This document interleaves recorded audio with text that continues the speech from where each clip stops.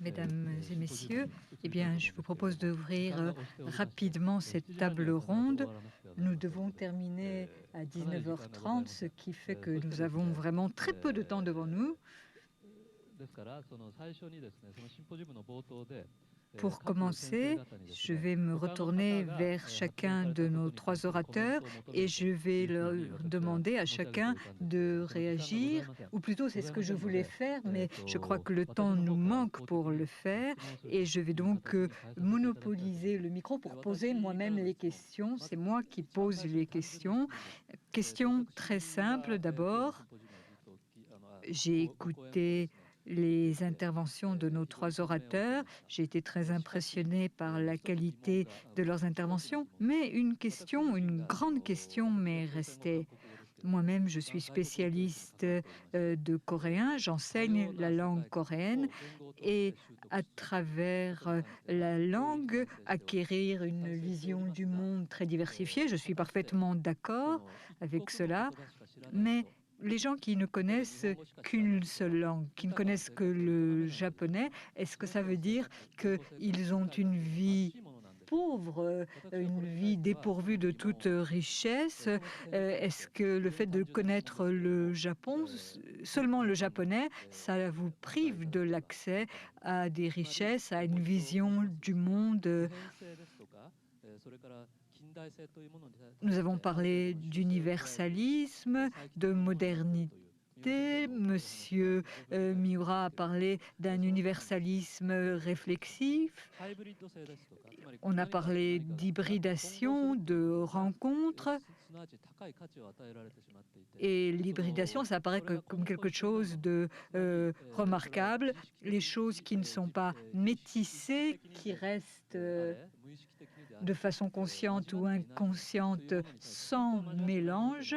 En fait, bien sûr, il y a toujours un mélange, il y a toujours métissage. Mais s'il existe quelque chose où il n'y a pas eu métissage, est-ce qu'il faut dire que ça a une valeur inférieure au reste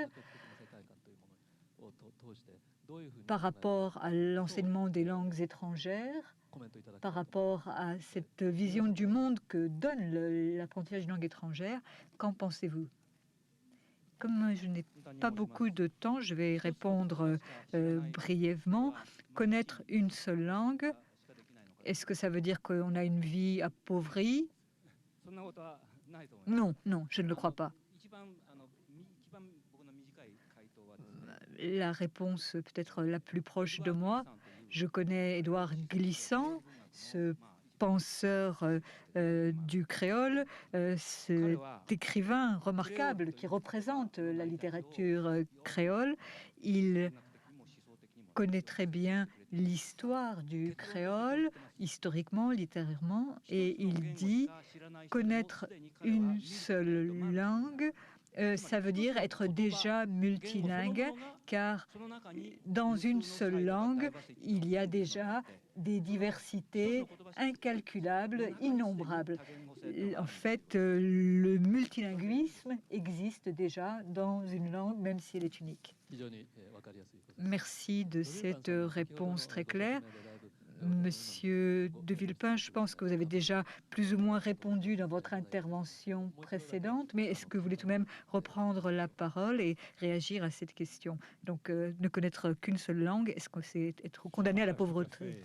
Le sentiment que vient de donner M. Murat.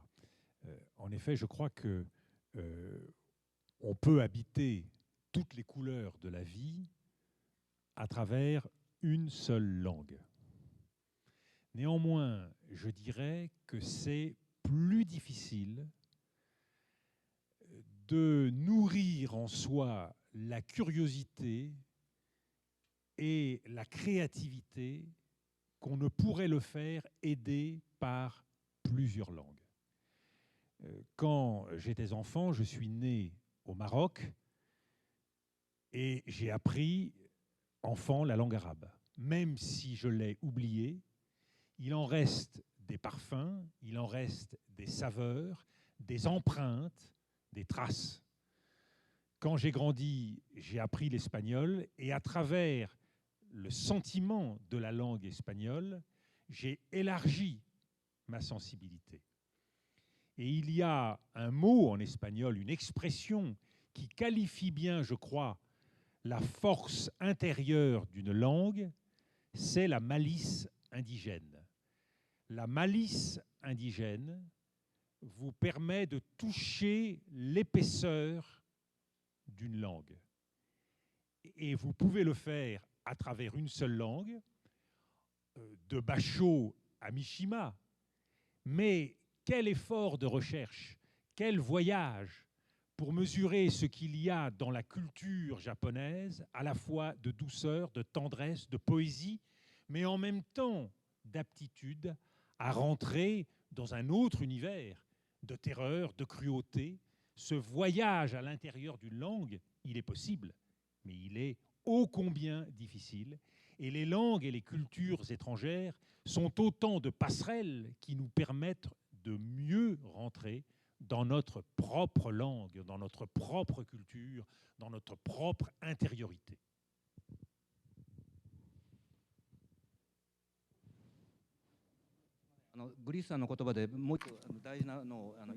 Pour glissant, il y a quelque chose que j'ai oublié de dire.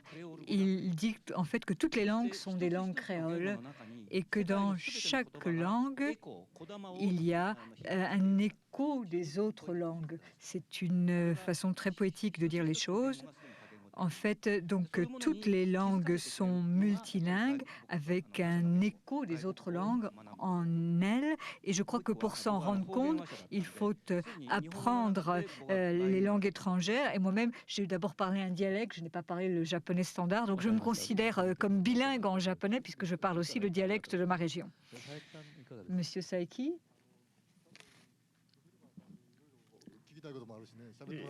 Je crois qu'en fait, on a beaucoup de questions pour Monsieur de Villepin. Je ne voudrais pas monopoliser la parole. En tout cas, je suis d'accord avec ce qu'a dit Monsieur Miura. Je crois qu'il n'est pas nécessaire d'opposer l'universalité au particulier. On peut, à travers une langue, arriver à l'universel. Je crois que dans une expérience, eh bien, on peut, même si c'est une toute petite expérience, aboutir à toute l'expérience humaine. Nous pouvons l'exprimer en japonais.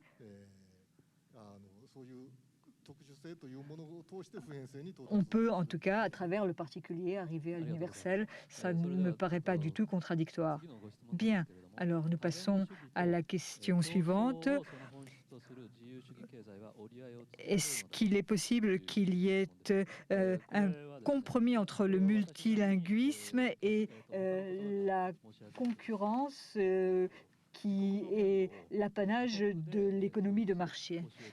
Donc, on essaye de diffuser la langue de son propre pays. Par exemple, quand la Corée était une colonie du Japon, nous avons forcé les Coréens à apprendre notre langue. Aujourd'hui, vous avez les Chinois qui veulent diffuser leur langue, la Corée qui également est très active pour diffuser la langue coréenne. Et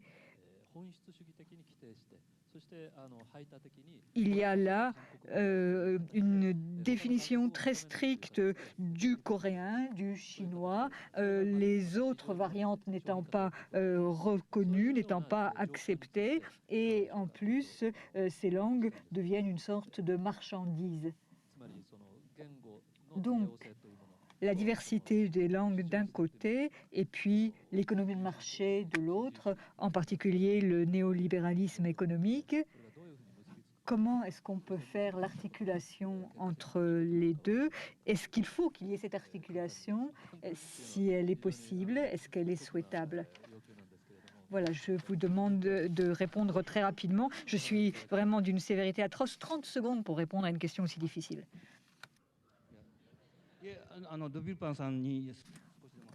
Mais je crois que c'est mieux que ce soit Dominique de Villepin qui parle le premier.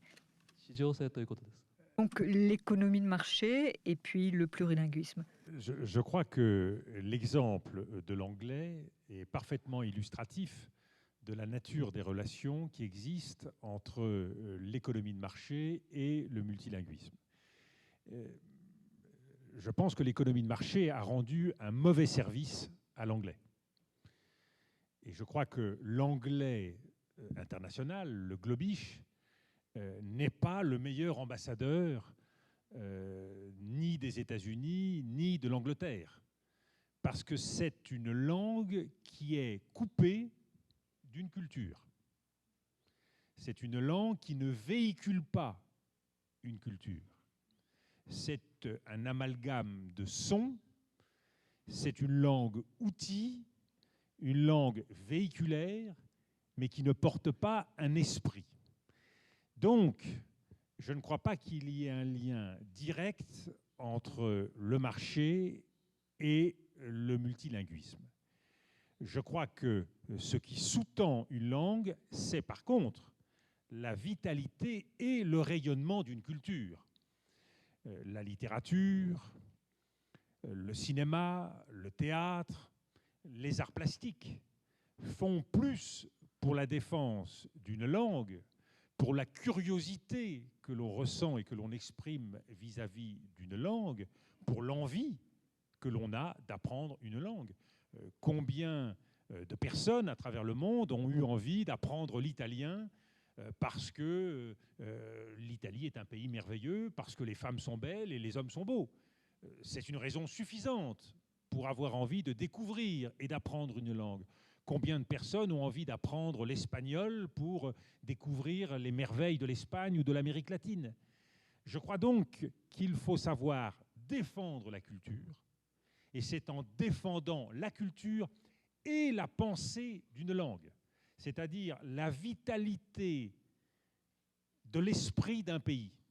Ça se défend à travers le droit, ça se défend à travers l'esprit de l'économie, ça se défend à travers l'esprit d'une culture.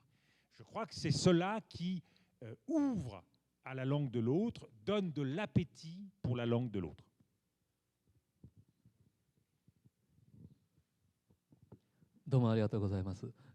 Merci beaucoup, Monsieur Miura. Ce n'est pas une réponse directe, mais dans la sociologie linguistique, on parle de marché des langues, language market. C'est une analogie avec l'économie. Vous avez quelques 5000 ou 6000 langues et c'est un espèce de marché énorme qui est formé par ces langues. Et si on s'en tient au principe de l'offre et de la demande, c'est bien sûr la langue la plus forte qui va l'emporter avec le mécanisme du marché. Il faut donc, pour réussir le plurilinguisme, avoir une volonté politique. Il y a aussi l'analogie avec la monnaie que l'on peut faire, qui est une analogie importante que j'aimerais pouvoir développer plus longuement. Toutes les langues ont une fonction de communication et une fonction identitaire. Il s'agit de confirmer l'identité de la communauté, de l'exprimer. C'est vrai pour toutes les langues, mais cette fonction de communication, en français on parle de langue véhiculaire, c'est donc la possibilité pour une langue d'être utilisée par plusieurs peuples, partagée par plusieurs peuples. C'est comme pour la monnaie, il y a des différences de force. Pour la devise d'un petit pays, eh bien, vous ne pouvez pas la changer si vous allez à l'étranger. C'est une devise d'un tout petit pays. Par contre, si vous vous baladez avec du dollar, c'est la monnaie de référence, peut-être moins aujourd'hui, mais enfin, elle circule tout de même à travers le monde. Vous avez aussi l'euro qui joue ce rôle. Ce sont des monnaies convertibles et c'est la même chose pour les langues. Je crois qu'il y a une différence de pouvoir des langues en fonction de leur niveau de convertibilité. Monsieur Saeki, vous voulez réagir? En 30 secondes? En 15 secondes, si vous voulez même. Il y en a presque plus de temps. 10 secondes, non, ça c'est vraiment pas possible. Eh bien, le mécanisme du marché, c'est quelque chose qu'on ne comprend pas toujours bien. En fait, le marché ne peut pas tout régler et ce qui forme le marché, ce n'est pas forcément des produits concurrentiels. D'ailleurs, la langue, la culture, ce ne sont pas des produits. Nous avons bien sûr des aliments et qui sont essentiels pour notre survie. Et ça, on ne peut pas les réduire au rang de marchandises, de même que la culture. Je suis tout à fait d'accord avec ce que vient de dire M. Sacquet, mais je voudrais rebondir sur ce qu'a dit M. Murat, en poussant la comparaison qu'il a faite en matière monétaire. Parce qu'en matière monétaire, il y a un adage très ancien, et à mon sens juste pour l'économie, mais qui ne s'applique pas forcément peut-être à la culture. Cet adage, c'est la mauvaise monnaie chasse la bonne. Ce qui voudrait dire, en matière culturelle, que les mauvaises langues, les langues du marché, chasseraient les bonnes langues, c'est-à-dire celles qui sont vivantes et nourries par une culture. Ce qu'il y a de très intéressant dans le monde d'aujourd'hui, c'est de voir que tous les nouveaux pays émergents qui accèdent à des richesses illimitées du fait du pétrole ou des matières premières sont en train de découvrir l'importance de la culture. Un pays comme le Qatar, comme les Émirats arabes unis, on voit le même phénomène dans des pays d'Amérique latine avec de grandes ressources, se rendent compte que la vraie richesse du monde, c'est la culture et l'économie de la connaissance. Et c'est là où on se rend compte qu'il faut être capable effectivement d'influencer les esprits et le monde à travers la culture et la connaissance pour peser sur l'économie, peser sur le droit, peser sur les sciences à travers une langue. Qu'il s'agisse de brevets, qu'il s'agisse de découvertes, qu'il s'agisse de musées, il y a là une nouvelle bataille immatérielle, mais qui a évidemment des conséquences en termes de place et d'importance des pays, de place et d'importance des cultures, de rayonnement des peuples. Donc il faut être conscient que la grande bataille qui est en train de s'ouvrir pour le XXIe siècle, c'est bien celle de l'économie de la connaissance, où la hiérarchie des langues se déterminera beaucoup en fonction de l'influence et de la créativité des peuples.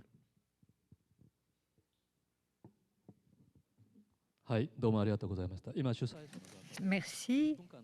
L'organisateur vient de nous donner 10 minutes supplémentaires. Je suis bien soulagée de pouvoir prolonger un petit peu le débat. Nous avons parlé de l'Europe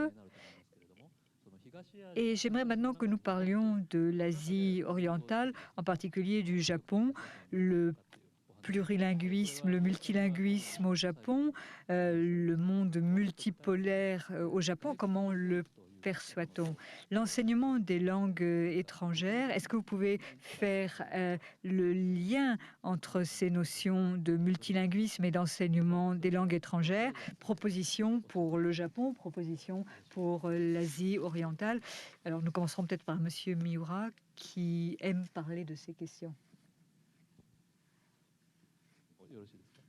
Je l'ai déjà dit dans ma conclusion, alors c'est peut-être à vous, Monsieur de Villepin, que nous allons demander de parler.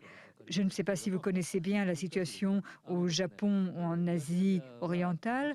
En Asie orientale, il y a bien sûr des confrontations de nationalisme extrêmement exacerbées. Et puis, en même temps, en Asie de l'Est, les gens qui ont appris l'anglais peuvent se faire reconnaître socialement.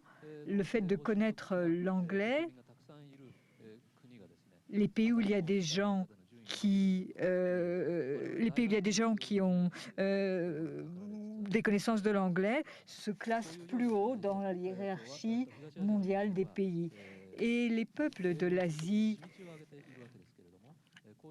de l'Est vraiment se battent tant qu'ils peuvent pour apprendre l'anglais. J'aimerais savoir ce que vous pouvez nous dire de cette situation.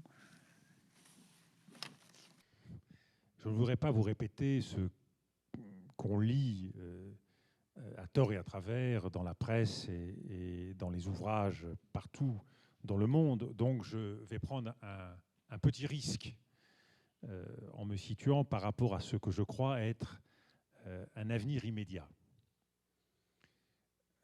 L'anglais s'est bien sûr imposé au lendemain de la Deuxième Guerre mondiale, et il s'est imposé non seulement parce que les États-Unis ont affirmé une puissance globale tout au long des dernières décennies, mais il s'est imposé aussi parce que l'anglais réduit à son expression la plus simple est une langue de communication très pratique et très aisée. Néanmoins, on peut s'interroger sur le nouveau monde dans lequel nous venons d'entrer. On peut discuter de la date 2001, 2003, mais nous sommes dans un basculement du monde. Je ne suis pas sûr d'ailleurs que partout dans le monde on en ait conscience. Mais la hiérarchie de la puissance est en train d'être révolutionnée. C'est dire que le Nord, les États-Unis, l'Europe, je ne sais pas si je dois inclure le Japon, ce qu'on appelle en général l'Occident, est en train de laisser la place à un autre monde formé de la Chine, de l'Inde, des quelques grands pays émergents qui donnent le ton de la nouvelle puissance économique, donnent le ton d'une certaine vision de l'organisation du monde, définissent de nouveaux outils, y compris dans le domaine financier, comme on le voit avec les fonds souverains. Et la question, c'est comment allons-nous nous adapter à ce nouveau monde? Est-ce que, pour parler aux Chinois, les Japonais décideront de continuer à passer par l'anglais ou décideront d'apprendre directement le chinois? Toutes ces questions, ce sont les questions d'aujourd'hui. D'ici 10 ou 15 ans, ce que je dis sera une évidence dans la nouvelle hiérarchie des puissances du monde. Je crois que l'Asie, cette partie de l'Asie, dispose d'un réservoir de possibles, d'un réservoir d'action exceptionnel. Et si les pays de l'Asie décidaient d'imaginer une coopération régionale innovante, comme l'a fait l'Europe? Et si le Japon, la Chine, et pourquoi pas l'Inde, d'autres pays de la région, décidaient de s'organiser dans une union des pays de l'Asie? Imaginez, l'histoire du monde s'en trouverait changée. L'histoire des cultures du monde, mais aussi l'histoire des langues et de la hiérarchie des langues. Et c'est pour cela que je n'ai jamais cessé d'expliquer dans mon pays, en Europe, en Occident, le temps des civilisations est mortel, c'est un temps fini, pas le temps de la culture. Et c'est pour cela qu'il ne faut pas s'accrocher à des puissances éphémères, mais se battre sur les constituants, les invariants de la puissance. Une langue dure, une culture dure. À nous donc de nous adapter, à nous de comprendre ces évolutions du monde pour modifier parfois nos passages, nos chemins, nos voyages. Mais je pense que ici au Japon, ici en Asie, vous allez devoir réapprendre l'Asie, redécouvrir les potentialités de votre propre région, redécouvrir le génie de vos propres sociétés, de votre propre civilisation. Et je crois que vous contribuerez ainsi à féconder, à nourrir davantage la pensée du monde. Nous ne pouvons pas vivre en paix dans un monde en déséquilibre. Et bien des malheurs des dernières décennies, comme l'a rappelé M. Saiki, viennent de ce monde unipolaire, réduit à une seule puissance, à une seule vérité, à un seul regard, à une seule langue. Soyons les apôtres et les apologues du divers.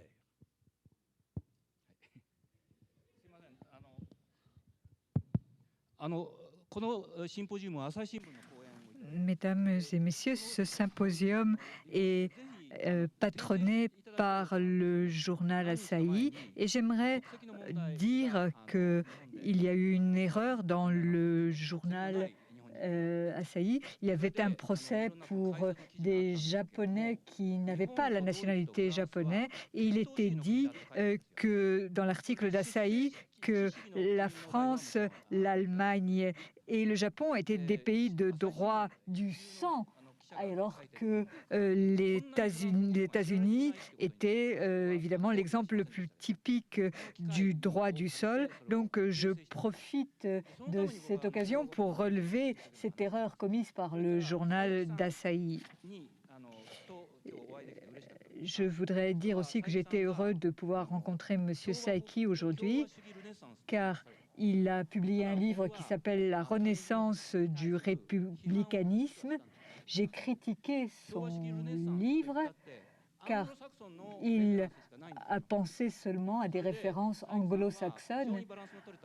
Monsieur Saiki a une vision des choses extrêmement équilibrée, mais quand on parle de républicanisme, on ne peut pas laisser de côté la France. C'est une façon trop biaisée de débattre les choses. J'aimerais pouvoir en discuter avec vous, Monsieur Saiki, mais en vous écoutant parler, j'ai bien compris aussi, Monsieur Saiki, que vous aviez une vision plus équilibrée que je le croyais. Vous avez écrit un livre qui s'appelle « La fin de l'américanisme », mais votre façon de critiquer l'américanisme, c'est en fait une vision de la vieille Europe. Vous avez parlé d'un conservatisme britannique, d'une tradition conservatrice dans la pensée britannique, et c'est de ce point de vue que vous critiquez l'américanisme américain, et j'étais content de voir qu'il y avait des gens qui étaient de mon côté, qui défendaient la vieille Europe et les vieux pays. Eh bien, écoutez, le débat prend un tour intéressant, mais malheureusement, il est l'heure de le clore. Monsieur de Villepin, vous faites un très court séjour à Kyoto. Il faut dire que cela fait 1000 ans que le dit du Genji a été écrit et vous avez quelques jours ou quelques heures à passer à Kyoto. Je vous propose de visiter les sites où se passe précisément ce chef-d'œuvre millénaire de la littérature japonaise. Voilà, nous avons eu une rencontre qui fut à la fois brève et longue. Je voudrais vraiment remercier Monsieur de Villepin d'avoir fait le long voyage de la France au Japon. Merci beaucoup.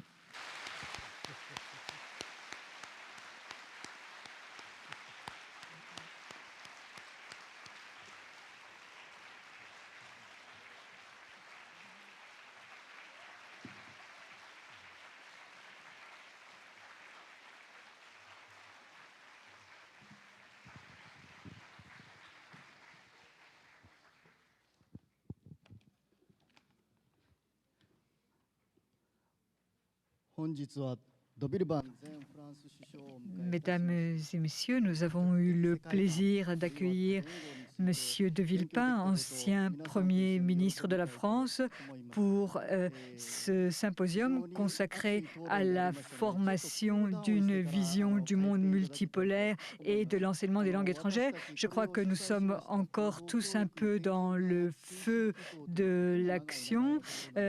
Nous sommes l'un des organisateurs qui s'occupe de la promotion de l'enseignement supérieur et de l'enseignement des langues étrangères. L'Université de Kyoto consacre beaucoup d'efforts à l'enseignement des langues étrangères. Il ne s'agit pas d'enseigner de simples vecteurs, de simples outils. Nous voulons pouvoir enseigner aussi la culture qui est derrière ces langues. Nous voulons permettre aux gens ainsi de se créer des réseaux et d'être en bonne posture pour mener une vie heureuse. Moi-même, je suis ingénieur de formation, je ne suis pas du tout littéraire et en participant à ce débat, je crois que j'ai apporté ma pierre à la diversité puisque je ne suis pas littéraire. Quand on parle de mondialisation, il ne faut pas penser à l'uniformité, à l'uniformisation. Et quand on réfléchit aux choses de façon scientifique, pourquoi est-ce que la diversité est quelque chose de positif? Nous avons parlé en fait de la diversité comme si c'était quelque chose d'acquis. Pourquoi est-ce que c'est positif, la diversité? Moi-même, j'ai un sujet d'étude particulier. Je n'apprends pas, je ne travaille pas sur la fabrication des choses, mais sur la façon dont elles se cassent, sur leur destruction. Et quand les choses sont trop uniformes, elles ont l'air jolies, elles ont l'air belles, c'est un aspect très plaisant, mais en fait, ça les rend extrêmement fragiles, extrêmement friables. Regardez, par exemple, un métal au microscope, vous voyez des petits cristaux qui sont alignés et nous parlons de la structure interne de ce métal, de cette structure microscopique du métal, et c'est cela qui va donner sa force, sa résistance au métal. Vous avez cette multiplication de tout petits cristaux qui ensuite rendent le matériel résistant et utilisable pour beaucoup de fonctions. La même chose s'applique peut-être à la culture. L'uniformité, ça peut paraître beau. On parle de mondialisation, tout est pareil, tout est beau, tout est lisse, mais quand on pense à notre humanité, pour que cette humanité résiste et continue à se développer, eh bien, il faut qu'il y ait la diversité au sein de nos sociétés. C'est assez difficile de l'exprimer par les mots, de le transmettre, par exemple, à nos étudiants. Nos étudiants aiment bien les classements. Ils sont entrés dans des universités difficiles. Ils ont passé le concours d'université qui est classé première ou qui est classé deuxième. Leur dire qu'il y a des valeurs très diverses, c'est un message difficile à faire passer. Mais aujourd'hui, nous avons parlé de toutes ces visions différentes de la culture. Je pense que c'est une expérience très utile pour nos étudiants. Nos étudiants vont vivre dans un monde de plus en plus international et il faut qu'ils aient les reins assez solides, qu'ils soient assez résistants pour apprendre à survivre dans un environnement, dans un contexte international. Et puis, la culture, en fait, à l'origine, c'est une sorte de diversité et aussi de chaos. Le chaos, ce n'est peut-être pas positif, mais nous avons notre planète Terre dans l'univers avec la vie. Il y a eu des évolutions positives, des évolutions négatives, mais nous avons essayé d'aller toujours vers ce qui était le meilleur, d'éviter le pire. C'est grâce à la diversité. Je crois que la diversité va permettre à l'humanité de franchir une nouvelle étape, même s'il y a des choses négatives qui sont peut-être incluses dedans. Et ce qui reste le plus présent dans mon esprit, c'est les cultures les plus diverses possibles, la tolérance à l'égard des autres, sortir de sa coquille, être courageux pour sortir de son cocon et être capable de faire le tri entre le bon grain et l'ivraie une fois qu'on est sorti de sa coquille. Pour terminer, je voudrais remercier la fondation de l'éducation de Kyoto. Je remercie également l'ambassade de France au Japon, le journal Asahi. Je remercie également les professeurs Oki et Nishiyama qui sont des membres de notre faculté des lettres où ils enseignent le français. Je voudrais également vous remercier, mesdames et messieurs, vous qui êtes venus. Nous sommes en pleine saison des pluies. Le temps n'était pas très engageant et pourtant vous êtes venus jusqu'à cette salle. Merci beaucoup.